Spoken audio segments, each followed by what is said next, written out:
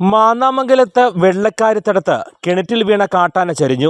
ഇന്നലെ രാത്രി 1 മണിയോടെയാണ് വെള്ളക്കാരിത്തടം ആനക്കുഴി സ്വദേശി കുരിക്കാശ്ശേരി സുരേന്ദ്രന്റെ വീട്ടിലെ കിണറ്റിലാണ് കാട്ടാന അബദ്ധത്തിൽ വീണത്. വനംവകുപ്പ് ഉദ്യോഗസ്ഥരുടെയും നാട്ടുകാരുടെയും ജനപ്രതിനിധികളുടെയും എല്ലാം നേതൃത്വത്തിൽ രക്ഷാദൗത്യം നടക്കുകയായിരുന്നു. എന്നാൽ ഇതിനിടയ്ക്ക് ആനയ്ക്ക് അനക്കമില്ലെന്ന് കാണുകയും വനംവകുപ്പ് ഉദ്യോഗസ്ഥരടക്കം സംശയം തോന്നുകയും ചെയ്തതോടെ പരിശോധിച്ചപ്പോഴാണ് ആന ചെരിഞ്ഞതായി മനസ്സിലാക്കിയത്. ഇതോടെ മണിക്കൂറുകളോളം നീണ്ട രക്ഷാദൗത്യമാണ് ഫലമില്ലാതായത്. കഴിയുന്നതുപോലെയെല്ലാം ആനയെ രക്ഷപ്പെടുത്തുവാൻ ശ്രമിച്ചിരുന്നുവെന്നാണ് പ്രദേശവാസികൾ പറയുന്നത്. ഇനി ആനയുടെ ജഡം പുറത്തെടുക്കാനാണ് നീക്കം. JCB ഉപയോഗിച്ച് കുഴിയെടുത്താണ് ആനയെ രക്ഷപ്പെടുത്താൻ ശ്രമിച്ചിരുന്നത്. ഇങ്ങനെ തന്നെ ആനയുടെ ജഡം പുറത്തെത്തിക്കാനാണ് ഇനി ശ്രമിക്കുക. പുലർച്ചെ 1 ആന കിണറ്റിൽ വീണതെന്ന് വീട്ടുടമ പറയുന്നു.